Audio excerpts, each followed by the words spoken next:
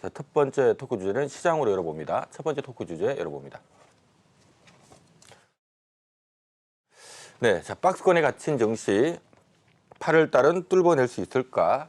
자, 유일하게 한 분만 8월 증시를 좀 좋게 긍정적으로 보는 듯한 멘트를 주셨는데요. 제발 그렇게 좀 됐으면 좋겠다는 생각인데, 자, 고진감래라고 네, 키워드를 잡아주신 이유 있을까요?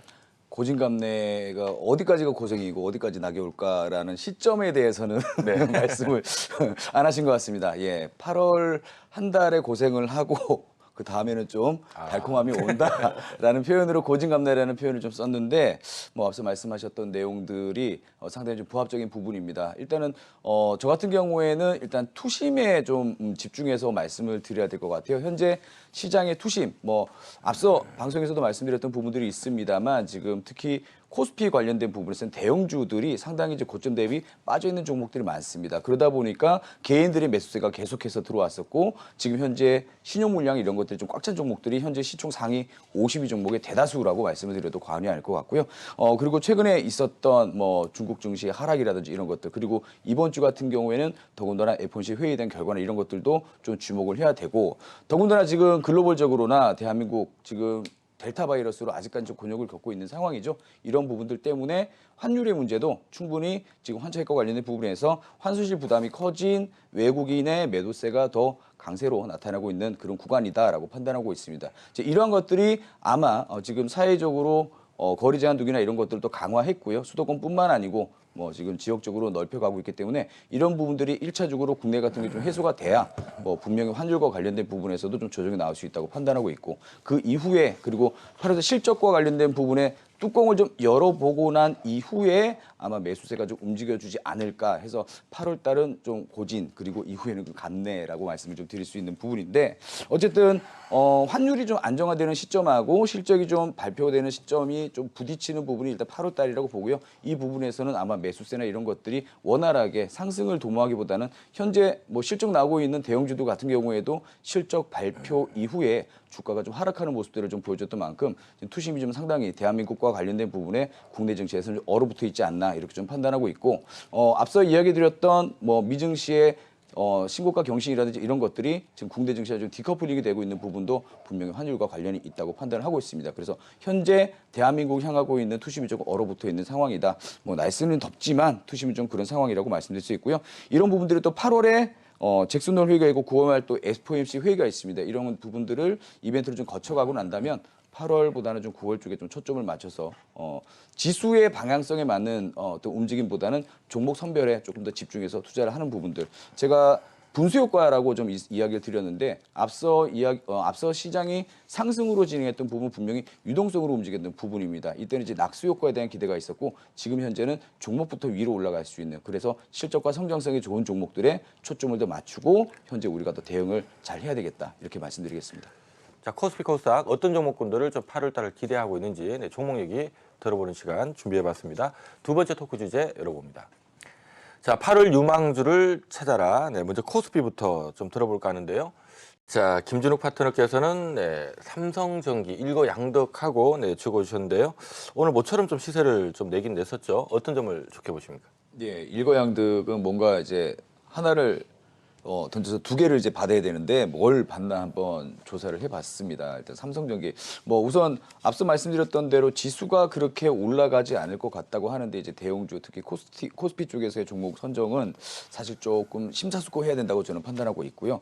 뭐 시장 자체가 움직이지 않는다고 하더라도 말씀드렸다시피 실적과 성장성을 겸비한 종목은 분명히 뭐 이후에라도 충분히 가동할 수 있는 힘이 있다고 판단을 합니다. 그래서 뭐 지금 같은 경우에 시장에 뭐 재료주라든지 테마주들이 움직임이 좀 활발한데 이런 곳에서 혹시라도 또 특히나 투자의 경력이 좀 적으신 분들은 뭐 또 손실 보고 나오시거나 낭패를 보시는 경우가 있기 때문에 조금 집중적으로 투자를 할 만한 종목을 선택했습니다. 그게 바로 오늘 삼성전기라는 종목인데 다들 아시다시피 지금 뭐 애플 삼성 9월 달 같은 경우에 신제품 출시도 앞두고 있고요. 또 이런 부분들이 코로나를 거쳐가면서 실적 실적들이 또 그다지 나쁘지도 않았습니다. 삼성전자 같은 경우에도 그랬고 특히나 반도체 기판의 이제 수익성적인 부분에서 조금 재고나 이런 것들이 조금 더 고부가 가치의 상품으로 좀 전환되는 부분들, 특히 5G에 대한 이번에 IT 부품주들의 움직임도 상당히 좋았던 만큼 특히 이제 단말기 같은 경우에도 올해까지 LTE 단말기가 되고 다음 내년부터는 LTE 단말기가 단종이 되면서 아마 이쪽과 관련된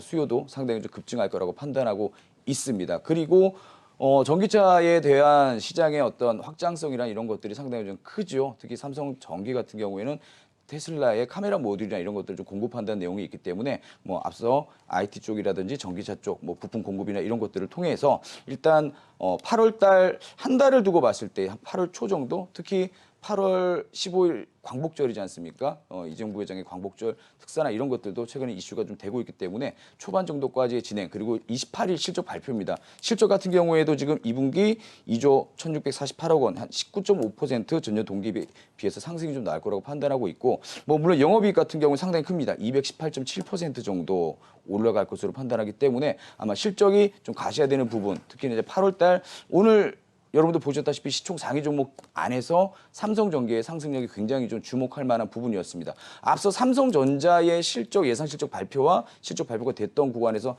주가의 흐름이 좀 지지부진했었던 부분을 좀 생각해 볼 때 삼성전기의 흐름 상당히 좀 괄목상대할 만하다 이렇게 좀 판단하고 삼성전기에 대해서 조금 선택과 집중의 영역으로 봤을 때는 안전하고 좀 안정성 있게 좀 끌어올릴 수 있는 종목이 아닌가 그렇게 판단하고 말씀드리겠습니다.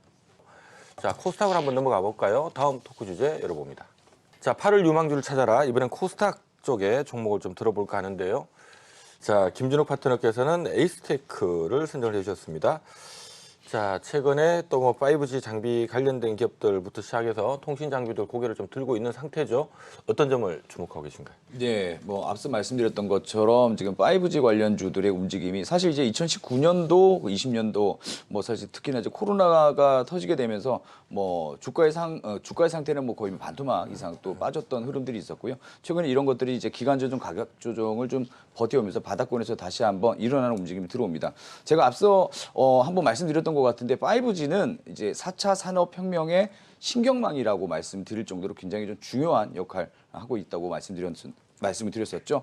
특히나 이런 부분들이 이제 코로나에 대한 부분들이 물론 뭐 현재 델타 바이러스나 이런 것들 때문에 조금 힘든 구간을 겪어가고 있지만 어쨌든 글로벌 증시의 방향성이나 이런 것들은 경기 회복 쪽에도 초점을 맞추고 있고 현재도 소비재라든지 이런 것들에 대한 매수가 굉장히 좀 강하게 들어오는 모습들을 보여주고 있었던 만큼 어쨌든 델타 바이러스, 이 코로나 바이러스는 물러갈 것으로 판단을 합니다. 그렇게 본다면 뭐 단기적인 관점뿐만 아니고 좀 중장기적인 관점에서도 이 5G 사업에 대한 성장성은 굉장히 크다. 괄목상대할 만하다라고 말씀을 드릴 수가 있습니다. 특히 하반기 국내외 5G 투자에 대한 확대가 확실히 좀 나와 있는 부분들이 있고요. 사실 5G 종목들의 특징은 앞서 2019년도 같은 경우에는 실적보다는 성장성에 대한 기대 부분이었습니다. 이런 것들이 설비 투자로 이어져야 되는데 코로나 때문에 그러지 못했었고 이런 부분들이 이제 올해 2021년도 즉 하반기부터 수주나 이런 것들을 좀 강하게 받아오면서 실적으로 좀 겸비할 수 있는 종목들 군에 지금 5G 쪽에 좀 들어간다라고 말씀드릴 수가 있겠죠. 특히나 삼성전자 쪽 방향성이 좀 크죠. 아무래도 삼성전자가 이제 에릭슨과 관련된 어떤 사업을 중심적으로 좀 키워나갈 때